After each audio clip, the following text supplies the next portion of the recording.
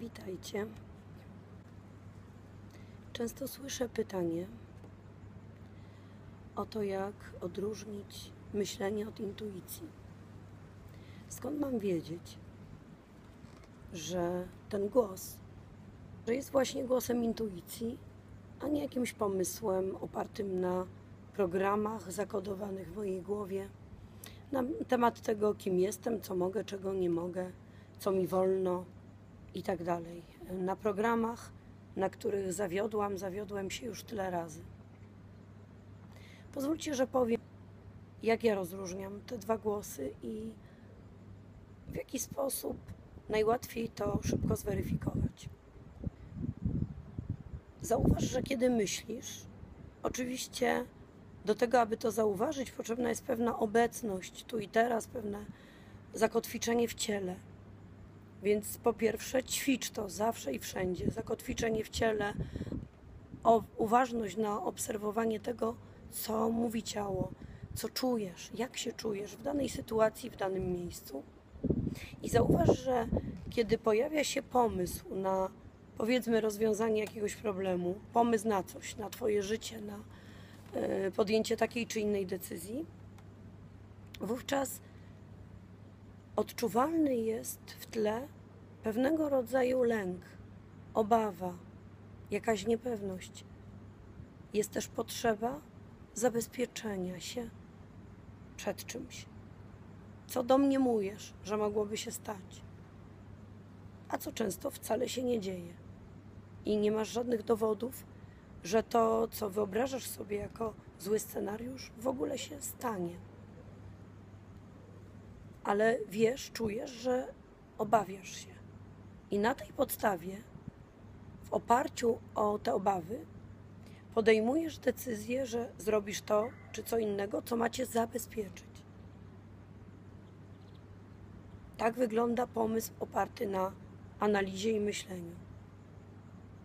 Mówimy tu oczywiście, co pragnę podkreślić, o myśleniu, którego zadaniem jest zebrać wszystkie zagrażające informacje tak, abyś nie musiał, nie musiała spotkać się z tym, czego się boisz. Bo myślenie samo w sobie, myślenie w ogóle nie musi być twoim wrogiem. Spokojne myślenie, zrelaksowane myślenie.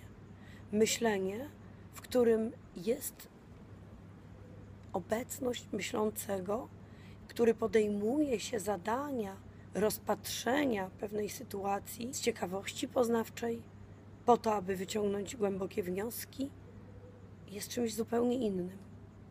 Mówię tu o nawykowym, kompulsywnym myśleniu, które pojawia się w wyniku paniki, w wyniku dyskomfortu, zetknięcia z pewną sytuacją w życiu. A teraz intuicja. W odróżnieniu od takiego myślenia, jak działa intuicja? Intuicja przede wszystkim jest pełna lekkości. To jest ten powiew przebłysku jakiegoś zrozumienia, z którym możesz skojarzyć doświadczenie aha i nie potrzebuje ono wyjaśnień, nie potrzebuje racji, nie potrzebuje argumentów.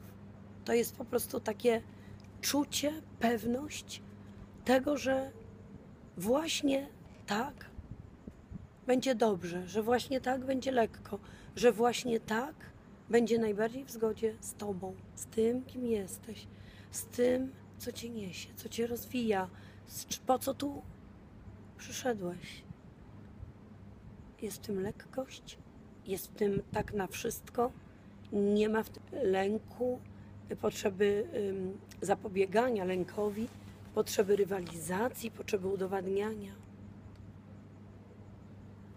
Myślę, że te dwa kryteria, tak łatwo odczuwalne w ciele, lekkość i napięcie, są głównym sposobem rozróżnienia, czy przydarza ci się spotkanie z intuicją, czy też właśnie wpadłeś w ciąg kompulsywnego myślenia, które zapewne doprowadzi cię znowu tam, gdzie już wielokrotnie byłaś, do znanych ścieżek ślepych zaułków, których znowu pytasz i po co mi to? I dlaczego powtarzam ponownie ten błąd? Pewnie właśnie dlatego, że intuicja przemknęła niezauważona. Ale tego można się nauczyć. Jeśli chcesz, możesz się tego uczyć i możesz się tego nauczyć. A tylko trening czyni mistrza. Dziękuję za Twoją obecność. Dziękuję za uwagę. Do zobaczenia.